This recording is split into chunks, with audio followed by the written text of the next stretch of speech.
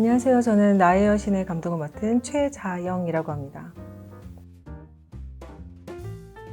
나의 여신은 무속학자인 선호와 제주도 신방인 해리와의 사랑과 이별을 다룬 이야기입니다.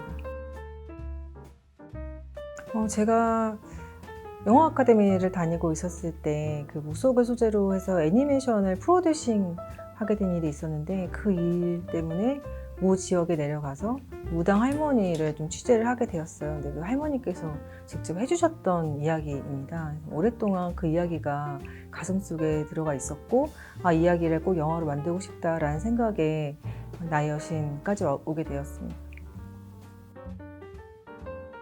이 시대에 과연 영화가 어떤 기능을 할 수 있는 것인가 라는 생각을 했었을 때 이 영화가 굿처럼 작동했으면 좋겠다라는 생각을 했고, 그래서 굿으로 작동을 하려면 가장 중요한 요소가 음악이라고 생각을 했어요.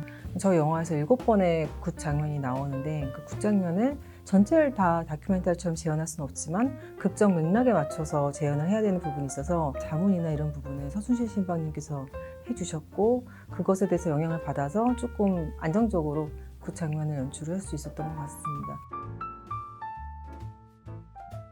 많은 지역의 굿을 봤지만 육지굿 같은 경우에 굉장히 화려하기도 하고, 무당의 어떤 연행이라든가 이런 것도 굉장히 강렬하고, 무복도 되게 화려하고, 재물도 굉장히 높게 쌓아놓는 편이고.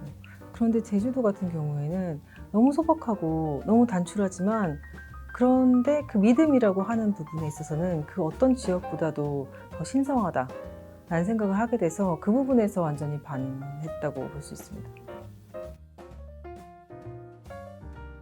제주도 같은 경우에는 여신의 섬이라고 불리죠. 그러니까 설문대 할망신부터 시작해 자청비 여신까지 수많은 여신들이 제주도에 있고, 그리고 그러한 여신들에 대한 믿음이 제주도민들 사이에서 굉장히 굳건한데요.